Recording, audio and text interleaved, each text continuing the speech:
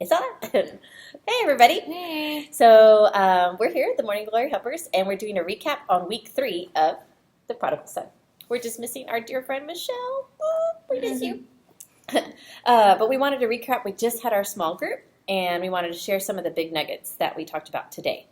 So you want to start us off? Sure. Okay. So this was the elder son, right? Okay. So my takeaway, and I don't know about y'all's if you've been staying up to date with the podcast.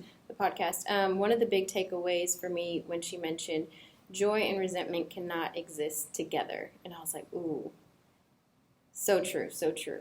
So just going on to starting on 70. It talks about, I have slaved for you and never once disobeyed any orders of yours, yet you never offered me so much of it as a kid for me to celebrate with my friends. In this complaint, obedience and duty have become a burden and service has become slavery. What I thought about just reading this is just to do all things with love. It's not so much for the dad, but to do it with love in whatever we do, all things that we do. And another takeaway for me was on the next page when it talks about, in the second paragraph, the lostness of the elder son, however is much hardened to identify, and then it goes down to talk about the dark power erupts in him, and how little things can trigger you at different times, and you're like, well, where did that come from? And all of a sudden you're just upset and angry, and you're like, it wasn't even that big a deal. Where's this coming from? And Bern had made a good point in our small group about sometimes God allows those things to happen so they can be brought to the surface and they can be uprooted, and you can pull them by the weed and to deal with them. And it may not be fun, or you don't want to dig up the past or really go backwards to say, but you want to see where is that coming from, like what wound, what wound is there that needs to be uprooted and dealt with, and just pray about it. And so that was my takeaway. That's good. My main takeaway is page 80, letting go of rivalry. The overall theme for me, I identify a lot with the elder son, and just really realizing that the father never preferred the younger son. That's something in our humanness, our brokenness, that we project on ourselves. The elder son being, there must be something wrong with me, or feeling like justified and feeling wronged and being jealous and the rivalry. I really loved this section where it says, the joy at the dramatic return of the younger son in no way means that the elder son was less loved, less appreciated, less favored. The father does not compare the two sons. He loves them both with a complete love and expresses that love according to their individual journeys. So it doesn't have to be an either or. It doesn't have to be the father loves Vern so much he can't love me that much, or he loves us completely. And impersonally is what I'm trying to say, according to our own journeys, our own strengths and weaknesses, he loves us intimately. So we have to try to remember that when we see someone being blessed, being shown mercy, being received back in the arms of the Father, to not feel that pang of, well, what about me? I've been here doing the right thing. And just know that we are all loved personally and intimately, and just that thing of being seen and known, and we are. And to remember that and not use our humanness to say, oh, it's one person over the other, and because it's not. That's so good. So my takeaway was really, I felt like there was a common thread throughout the 3 chapters about choices, how we have a choice to return to God. We have a choice if we're going to hold a grudge or not, and just kind of that theme of choices. And on page 68, kind of midway down, it says, the main observer watching the father embracing his returning son appears very withdrawn, nor does he smile or express or welcome. He's not eager to come higher up. And then towards the bottom of that paragraph, it says, he creates a tension asking for resolution. And then into that second paragraph, it's kind of the questioning. What will he do? Will he come closer and embrace his brother and as his father did, or will he walk away in anger and disgust? And the Beatitudes have been a common theme for me recently, and all I could hear kind of ringing was, "Blessed are the peacemakers, for they shall be called sons of God."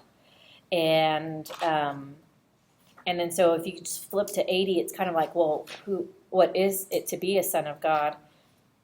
And he says, "My son, you are with me always, and all I have is yours." That's in the parable. And it says, "These are the words I must pay attention to and to allow to penetrate the center of myself." Did I tell you that's on page 80? I forgot. And so he said, God calls me my son, or, for us, his daughter. And it's just an affectionate form of address. And it says basically what the Father says is he's saying, you are my child, like truly are a child of God, of what that means. And I just love that because I definitely resonate with the prodigal son, as I had a prodigal son return myself. And was curious how I was going to find myself in the elder son. And I really felt that was here because sometimes in relationships I can hold that grudge, and I have a choice. What is going to be my choice in that situation? And the reminder that blessed are the peacemakers, and those are my children. Those are the ones I'm going to call sons of God. And how it's not always easy to do that, and our hurt comes from a deep-rooted place, like Savannah was saying, but that we are called to do those things. And then the other thing that I felt like really stuck out to me, actually two things, because it's all within the same page. On page 69, I put, the Father's mantle is wide and welcoming. And then it talks about how the elder son, his hands are clasped together, held close to his chest, and how his, basically that his cloak was straight down. And I had to remind myself not to picture God, the Father, as the elder brother, but as this image here, that he's always welcoming. Because I think, and we talked about this in our small group, that sometimes we can project that image onto God and feel like we can't run into his arms like that.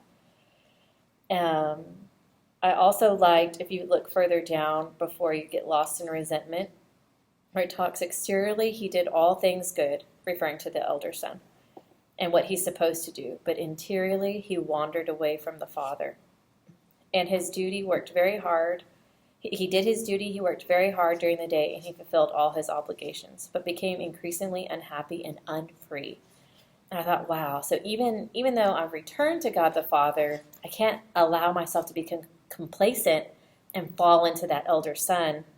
We were talking about in our small group how life can be, okay, I need to do my wifely duties, check. I need to do my mother duties, check. I need to go to church on Sunday, check. And Savannah, I think, was the one that had mentioned, are we present in those things that we're doing? Are we truly present when we're at home with our family? Are we truly present when we're praying the rosary, or when we're having quiet time with God? Or are we becoming, or is our faith life becoming more of an obligation, and we just say, check, I went, and I'm not truly present and with the Lord? And I think that was somewhere. It says something about slavery, doesn't it? Right. And it also said somewhere else about, what was it? Hold on, I'll find it. Oh, I lost my thought. Oh, it'll come back to me, and I'll just text it. But I felt like those were the big things for myself. And then to what Savannah said about pulling those roots, we posted a book called The Miracle Hour, and it is a great companion because depending where you are in your prayer life, you might not know where to start to even say, God, I know that I have this deep wound, or I know I have this predominant sin, and I want to uproot it, the way that he says on page 76. He says, they're so deeply anchored in the soil of my inner self that pulling them out seems like self-destruction. And we pointed out how, if you hear that, that is a lie of the enemy, because God would not destroy you for uprooting evil or sin or anything that could help you be towards your sanctity, towards your sainthood. And he says, he laments, how do we weed out these resentments without uprooting the virtues as well?